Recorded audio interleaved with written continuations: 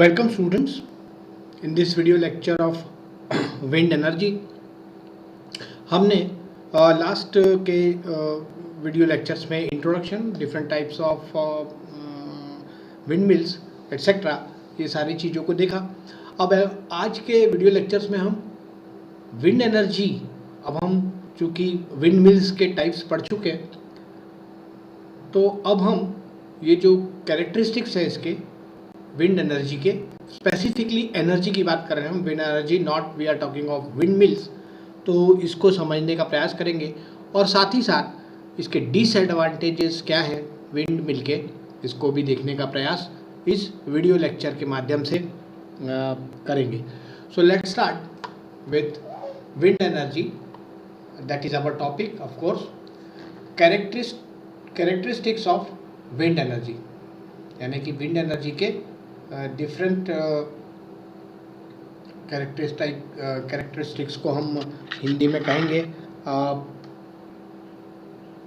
प्रकार. I think I will search it.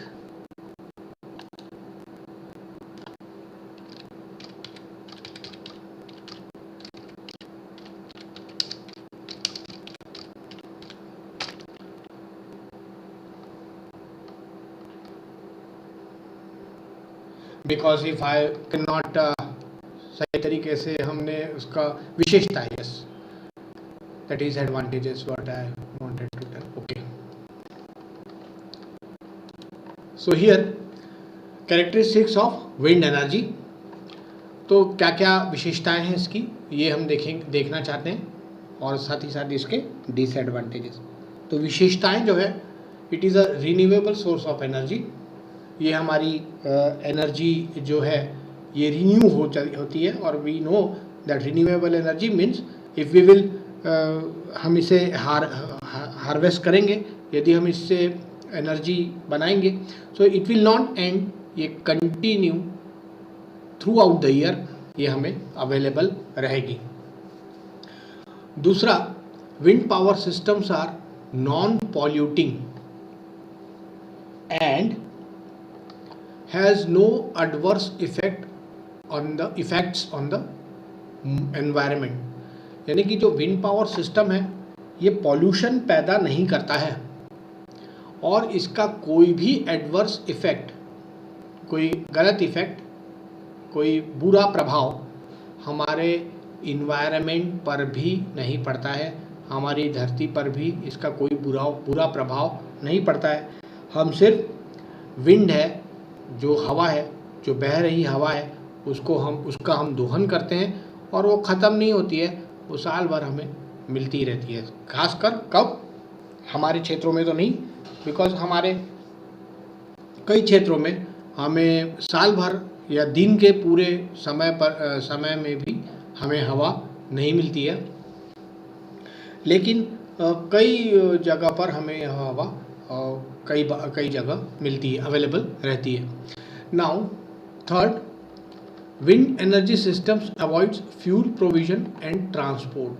आपको इस एनर्जी सिस्टम को आपने एक बार लगा लिया तो ना तो आपको कोई फ्यूल प्रोविजन करना है, कहीं आपको उसके अंदर कोल डालना है, कुछ बर्न करना है, या कोई ऐसी प्रोसेस क्रिएट करनी है जो आपको रोक कर रखनी है. At the time of utilization आपको जनरेटर को स्टार्ट करना है. इस तरीके से भी इसमें कोई अटैचमेंट नहीं है, और साथ ही साथ कोई ट्रांसपोर्टेशन भी नहीं करना है. दैट मीन्स आपने एक बार विंड मिल लगा ली, देन उसी समय आप यह ट्रांसपोर्ट करेंगे, बट ओवरऑल यदि हम इसको देखें तो हमें कहीं कोई भी ट्रांसपोर्टेशन नहीं करनी है. एक बार हमने विंड मिल खड़ी कर दी तो we have to just do its maintenance point of view से ही हमें उसे देखना है. नेक्स्ट इसकी विशेषता है कि on small scale of up to few kilowatts, छोटे स्तर पर, बहुत छोटे स्तर पर कुछ किलोवाट के लिए इट इज़ लेस कॉस्टली, बहुत कम महंगी होती है ना. छोटे स्तर पर यदि आप लगाएं, तो कोई विंड मिल लगाएं और उससे एनर्जी जनरेट करें, तो वो बहुत ही कॉस्ट उसकी बहुत ही कम होगी। लेकिन यदि आप लार्ज स्केल पर, बड़े स्तर पर आप यदि इसको लगाने का प्रयास करेंगे तो इसकी कॉस्ट कन्वेंशनल एनर्जी सोर्स से यदि हम कंपेयर करें से कम होगी। लेकिन यदि हम इसे मास प्रोडक्शन करें, यदि इसका मास प्रोडक्शन करें, तो इसको, इस सेंटेंस को समझने का प्रयास करते हैं। ऑन स्मॉल स्केल, बहुत छोटे स्तर पर यदि हम कुछ ही किलोवाट एनर्जी जनरेट करें तो ये बहुत कम कॉस्टली होगी। लेकिन यदि हम बड़े स्तर पर इसको करें तो कॉस्ट ज़्यादा होगी। यदि हम कंपेयर करें हमारे कन्वेंशनल एनर्जी सोर्सेस है, जैसे कि थर्मल पावर प्लांट है, सपोज मैं 1 मेगावाट का energy wind mill energy generate कर रहा हूँ और 1 मेगावाट का मेरा पावर प्लांट भी है जिसमें मैं कोल बर्न कर रहा हूँ जो कन्वेंशनल एनर्जी सोर्स है, और उसकी थर्मल एनर्जी से मैं बिजली बना रहा हूँ।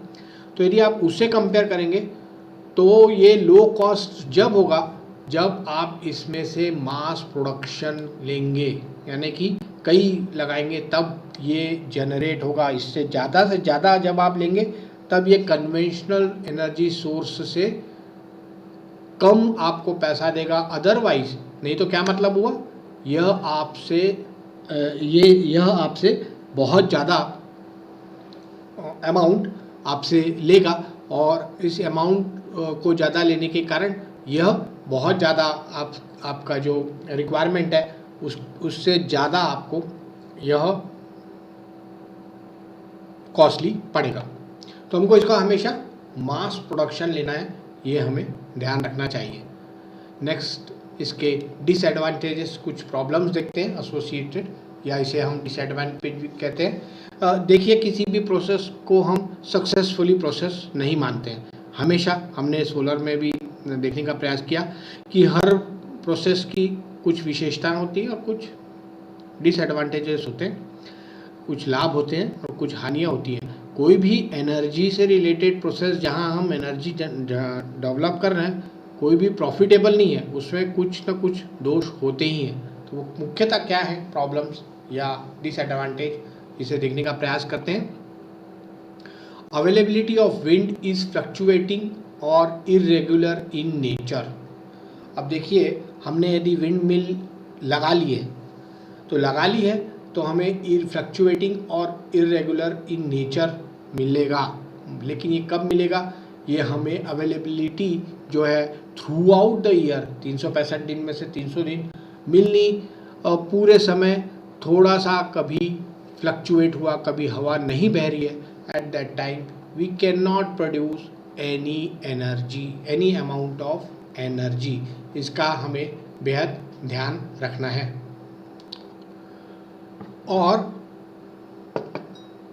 इससे हमको बचने के लिए, जैसे मैंने आपको पहले बताया कि जो स्टडी होती है, आपको कहीं विंड मिल आपको इंस्टॉल करनी है तो एट दैट टाइम आपको जो विंड मिल है उसको लगाने के पहले वहाँ का सर्वे करना पड़ता है। यानी कि थ्रू आउट द ईयर कई कैलकुलेशंस करने के बाद हम इस स्तर पर पहुँचते हैं कि यहाँ पर विंड मिल लगानी है या नहीं लगानी है। और आप देखेंगे यदि आप, तो ये अक्सर पहाड़ों के ऊपर ज़्यादा इंस्टॉलेशन इसके होते हैं, क्योंकि उस पहाड़ के उस ऊपर जब आपकी विंड मिल लगी होती तो आपको एम्पल विंड मिलती रहती है थ्रू आउट द ईयर, क्योंकि पहाड़ों के ऊपर हवा का बहाव काफ़ी तेज़ होता है। तो मैदानी इलाकों में, खासकर सौराष्ट्र और महाराष्ट्र के जितने भी हिली एरियाज़ हैं उसमें यह इंस्टॉलेशन काफ़ी मात्रा में हुआ है। लेकिन इसका ये मतलब नहीं है कि हम नीचे लगा नहीं सकते। यदि हम सी शोर के आसपास हैं तो वहाँ पर हमें हवा का प्रवाह जो है वो वर्ष भर रहता है, तो हम काफ़ी आसानी से विंड मिल लगाकर एनर्जी को जनरेट कर सकते हैं। अनलाइक वाटर एनर्जी, हमने देखा है हमारे इंट्रोडक्शन में नॉन कन्वेंशनल एनर्जी इस सब्जेक्ट के प्रारंभ में, कि वाटर एनर्जी जो है इसका it require storage means because of irregular in nature. Unlike water energy, तो हम वाटर एनर्जी की तरह विंड को स्टोर करके नहीं रख सकते हैं। और हम जैसे मैंने आपको बताया अभी की ज़रूरत पड़ी तब हमने विंड मिल चालू की और अपनी इलेक्ट्रिसिटी जनरेशन की स्टार्ट की। माइक्रो हाइडल या हाइडल जो प्रोजेक्ट्स रहते हैं उसमें यह सुविधा रहती है कि यदि आपके जो डैम है, जो आपने डैम बनाया हुआ है वाटर को स्टोर करने के लिए, उसमें यदि कैपेसिटी हो तो आप वाटर को स्टोर कर सकते हैं और जब आपको इलेक्ट्रिसिटी की ज़रूरत हो तब आप उसे नीचे जनरेटर में डालकर बिजली को पैदा कर सकते हैं। यह सुविधा आपको विंड में नहीं कर सकती, because you can not store, unlike water energy आप विंड एनर्जी को स्टोर करके नहीं रख सकते हैं। विंड एनर्जी सिस्टम का तीसरा प्रॉब्लम एसोसिएटेड है कि wind energy system are noisy in operation. इसमें से आवाज़ आती है, बड़े पंखे रहते हैं, इनकी स्पीड बहुत कम लगती है जब हम इनको घूमते हुए देखते हैं, लेकिन ये एक अलग तरीके का एक आवाज़ निकालते हैं। A large unit can be heard many kilometre away, यानी कि एक यूनिट आपने बड़ी प्रोपेलर शाफ्ट की, प्रोपेलर एरोफॉइल सेक्शन का यदि आपने प्रोपेलर यूज़ करते हुए एक वर्टिकल एक्सिस विंड मिल लगाई है तो आप कई किलोमीटर दूर इसकी आवाज़ को सुन सकते हैं। और ये एक सबसे बड़ा सोर्स होता है कि लोग विंड मिल लगाना, चूँकि ये बहुत अच्छी एनर्जी है, clean, neat and clean energy है, थ्रू आउट अवेलेबिलिटी रहती है, there is nothing adverse effect on environment, but इसका साउंड जो है, यदि हम सो रहे हैं, से फॉर एग्जांपल हमारे घर के बाजू में विंड मिल लगी है और हम रात को सो रहे हैं, चूँकि रात को आवाज़ें काफ़ी कम रहती हैं, एक गाड़ी भी यदि निकलेगी तो we could heard it sound. तो सोचिए कंटिन्यूअस, क्योंकि हवा रात को भी चल रही है और आप सो रहे हैं और कंटिन्यूअस आपका जो वेव है, वो जो विंड है वो चल रही है और उस विंड के माध्यम से आपकी विंड मिल भी चल रही है। तो continuously during the sleep you can heard that sound in night.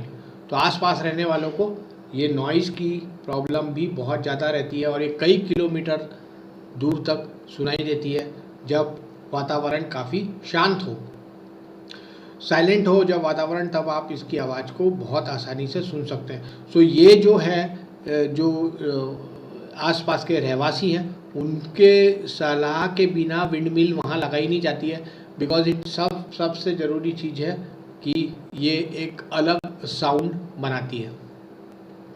Large area is needed for installation of wind farms for electricity generation. ये लार्ज एरिया क्यों लगता है? बिकॉज इसकी एरोफॉइल सेक्शन बहुत लंबे होते हैं, तकरीबन 15-15, 20-20 मीटर की एक एक ब्लेड रहती है और उसके सेफ्टी को ध्यान में रखते हुए, और चूँकि जैसे हमने पहले देखा कि हम कई विंड मिल एक साथ इंस्टॉल करते हैं, तब ये बेनिफिशियल रहता है और हमारे कन्वेंशनल एनर्जी सोर्सेज से हमें कॉस्ट कम आती है। तो इसको लगाने के लिए हमें काफ़ी एरिया, ज़्यादा बड़ा एरिया, इस तरीका का डेजर्टेड, जिसमें कि आपकी विंड एनर्जी सिस्टम और की जो आवाज़ है वो ना आए, उसकी ब्लेड यदि कभी बाई एक्सीडेंटली गिर जाए तो किसी को हानि ना हो। इसलिए ऐसे कई सेफ्टी पैरामीटर्स को ध्यान में रखते हुए हमें एक बहुत बड़े एरिया की आवश्यकता होती है जहां पर हम इसे विंड मिल को इंस्टॉल कर सकें। जो तीसरा पॉइंट हमने देखा, wind energy system are noisy in operation and उसकी आवाज़ चूँकि सुनी जाती है। तो जैसे मैंने आपको बता रहा था कि ये जो विंड मिल जब घूमती है तो इसमें से नॉइज़ पैदा होती है। अब वही नॉइज़ तो एक इशू है ही, problems associated with wind energy है ही, लेकिन साथ ही साथ यदि एक विंड मिल आपके घर के आसपास कहीं इंस्टॉल हो और आप उसको दिन रात घूमते हुए देखें तो it's quite irritating and resident object कि ये विंड मिल हमारे यहाँ क्यों लगी हुई है। दिन भर दिन रात यदि आप उस विंड मिल के आसपास जाएं तो आपकी नज़र पड़ती जाती है। इस तरीके का इतना बड़ा स्ट्रक्चर, बस के आकार से भी लंबी उसकी ब्लेड्स रहती हैं और वो आपको कंटिन्यूस घूमते हुए दिखे, so it is quite irritating. So that's why residents also object, जो कि इस पीपीटी में नहीं लिखा हुआ है. तो एक तो साउंड है ही, लेकिन उस साउंड से ज़्यादा आपको ये जो स्ट्रक्चर है ये घूमता हुआ दिखता है, तो इट इज़ क्वाइट इरिटेटिंग. आपको इरिटेशन होता है, तो और जिसके कारण आपको ऐसा लगता है कि वाई ये स्ट्रक्चर यहाँ पर इंस्टॉल्ड है. Now we will see at last कि वाई कुछ प्रॉब्लम्स एसोसिएटेड हैं, इतना बड़ा कॉस्टिंग है, तो फिर भी हम वाई विंड एनर्जी को इंस्टॉल करने के लिए हम ज़्यादा प्रयास करते हैं. तो it is use for operating water pumps for irrigation purpose. तो सबसे पहले जो मल्टी ब्लेड टाइप का जो विंड मिल है, इसे हमने देखा है. तो कम से कम 2756 wind pumps are set up for this purpose. आप कंटिन्यूस जहाँ पर हवा बह रही है, आप बिना बिजली का प्रयोग किए, बिना सोलर, दिन रात कभी भी जहाँ पानी की उपलब्धता आपको कंटिन्यूस चाहिए, आप इस विंड पम्प्स को इंस्टॉल कर सकते हैं. और तकरीबन 2756 इस तरीके के विंड पम्प्स इंस्टॉल ऑलरेडी हैं. तो जिसकी सहायता से आप दिन के किसी भी प्रहर में आप आसानी से पानी की उपलब्धता सुनिश्चित कर सकते हैं. In 7 state wind power operated power houses were installed and there installed capacity is 1000 megawatt. 1000 megawatt के ऑलरेडी विंड जो फार्म्स हैं वो इंस्टॉल्ड हैं तकरीबन 7 स्टेट में, जो मुख्यतः हमने पहले की स्लाइड्स में डिस्कस किया. दैट इज़ इन गुजरात और सौराष्ट्र, महाराष्ट्र, कर्नाटका, तमिलनाडु, उड़ीसा, केरला, इस तरीके से आंध्र प्रदेश और quite some parts of Madhya Pradesh.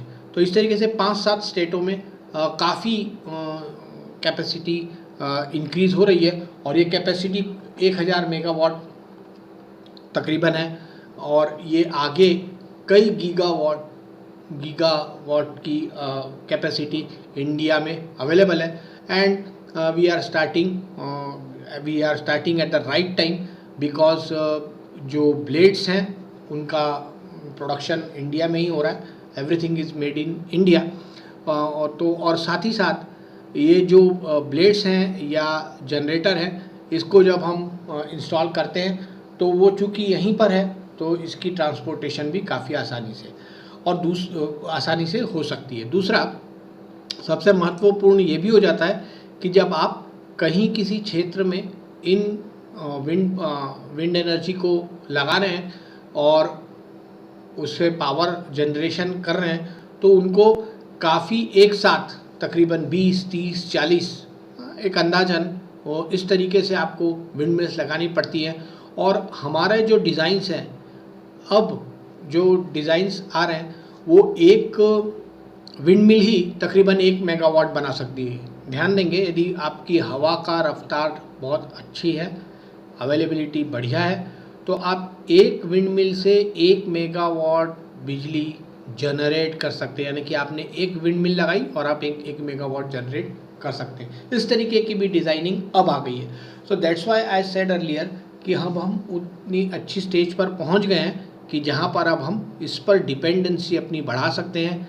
कई जगह प्रोपेलर विंड मिल के जो डिज़ाइंस हैं वो अब फाइनल हो गए हैं, ज़्यादा चेंजेस नहीं हैं. और अब हम सही समय पर हमारा जो देश है वो इस विंड मिल को हैरास करके इलेक्ट्रिसिटी जनरेशन के लिए आगे बढ़ रहा है. Last but not least, India has second position in wind power energy generation. ध्यान रहे, बिकॉज हम किसी भी एनर्जी सोर्स को पढ़ते हैं, सो हम हमेशा कंपेयर करते हैं ग्लोबल इंडेक्स से. तो ग्लोबल इंडेक्सिंग में हमारा देश दूसरी पोजीशन पे है विंड पावर जनरेशन में. और डेफिनेटली कुछ ही वर्षों में ये हम फर्स्ट पोजीशन होंगे वर्ल्ड में जो इस बहती हुई हवा से एनर्जी हार्वेस्टिंग करेगा. So next students, I will stop here this lecture. और यदि मैं इसे रिवाइव करूं तो आज के लेक्चर में हमने मुख्यतः इसकी विंड मिल की विशेषताएं और इससे एसोसिएटेड प्रॉब्लम्स का अध्ययन किया, और साथ ही साथ हमारी जो एग्जैक्ट पोजीशन है installed capacity at presently in India, इसको डिस्कस किया। In the next video lecture we will see in depth and detail of propeller type vertical axis windmill. So thank you students for your kind attention. Thank you very much.